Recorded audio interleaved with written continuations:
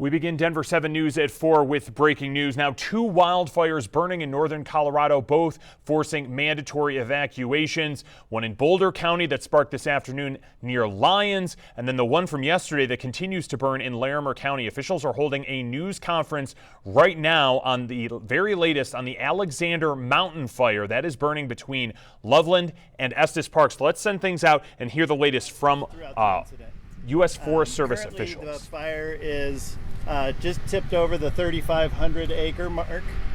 That was just flown by the multi-mission aircraft from the Division of Fire Prevention and Control for the state of Colorado. A great asset for us, and they've been very helpful throughout this. We don't have a map here currently because the fire is changing so rapidly. This fire was 900 acres last night, and first flight this morning it was 1,800 acres. Seeing that sort of fire growth overnight speaks to the dryness of the fuels and the dryness of the atmosphere. Those things combined with wind really lead us into the situation that we see here. So currently we have about 270 firefighters on the ground and numerous helicopters and fixed wing aircraft working the air show from above. We're utilizing retardant and water. Any moment now we're expecting to see what's called a scooper. It's something we don't see around here very often, but it's a fixed wing aircraft that will actually fly, and it lands, skitters along the top of the water and grabs water and comes back up.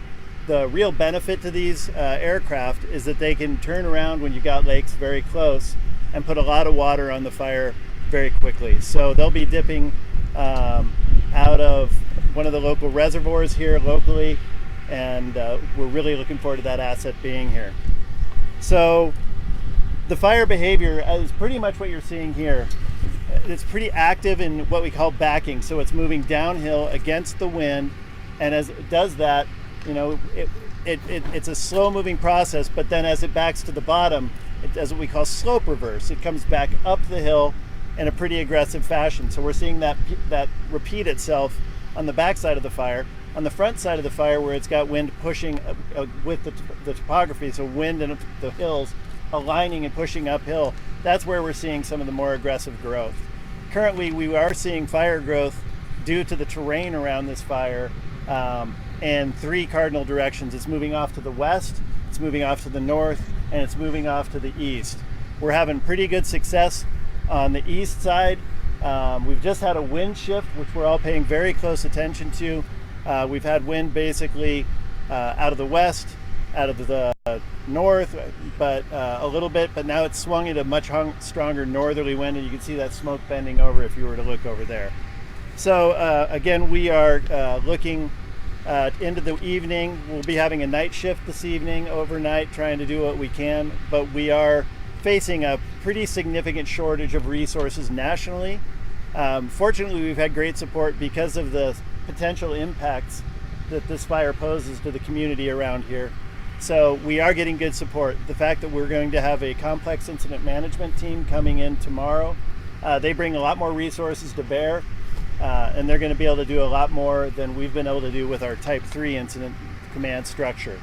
So tomorrow it's basically going to be a lot more of the same.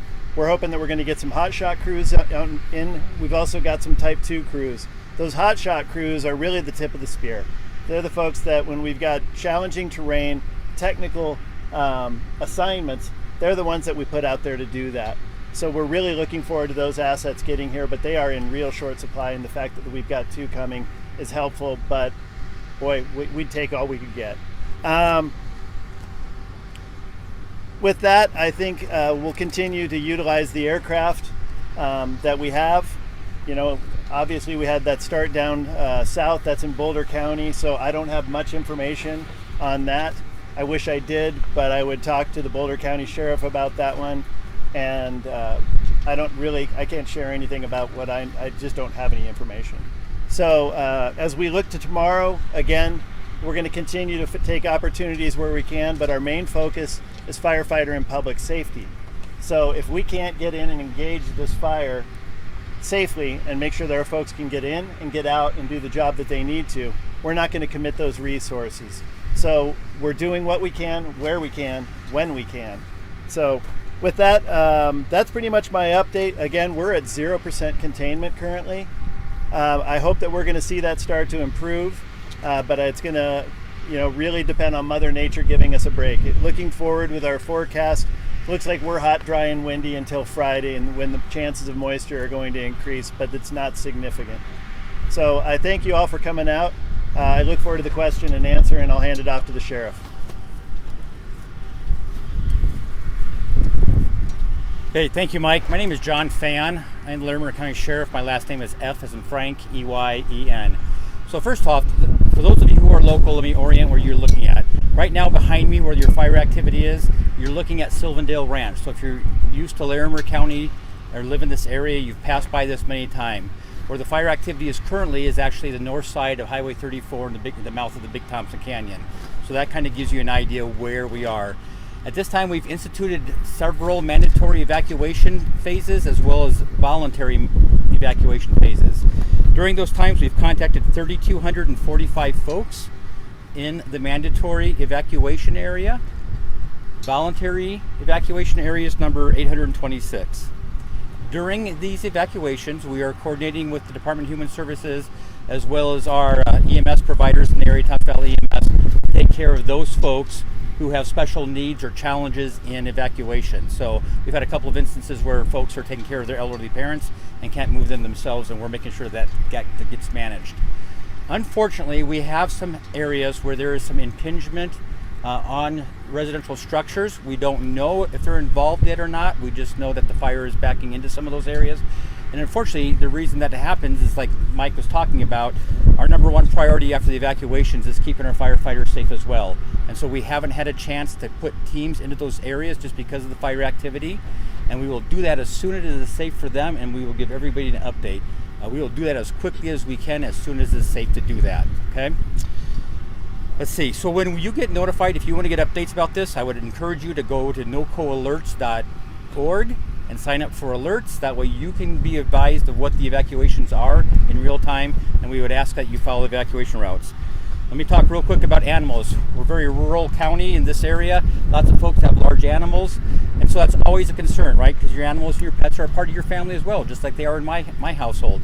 So we have taken steps to make sure that you have a place to go with them as well. We initially had them out at the ranch, but as you know, the Larimer County Fair is starting up, and the 4-H projects and all those things are just as important to the citizens of Larimer County as taking care of this fire is.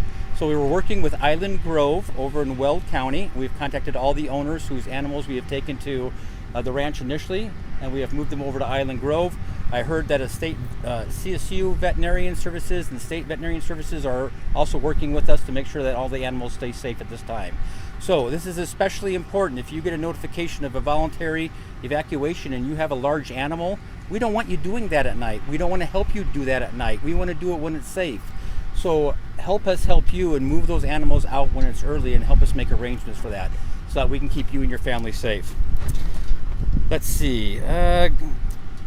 Okay, so lots and lots of folks are offering to help. I get those telephone calls all the time. I'm seeing it on my Facebook page.